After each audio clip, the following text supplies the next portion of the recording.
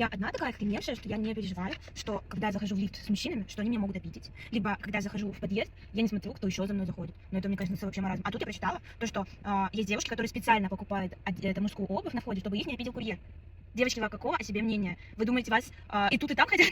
Это интересно, конечно. Я как-то случайно встретила курьера в полотенце, ну как случайно, потому что я пошла мыться, и тут мне звонят, он прям на стороне, думаю, да оставь, пожалуйста, мой заказ на входе. Ну там самокат или что-то было. Вот, думаю, ну оставь. А он мне назвонит, я вышла в полотенце. Быстренько такая приоткрывает дверь, еще убегает у меня кот. Я думаю, ты издеваешься, я так полотенце хотела быстро все сделать и с ним попрощаться. Потом побежала за котом, и меня никто не изнасилует. Представляете? Чего вы себе такого мнения? Это очень странно, девочки.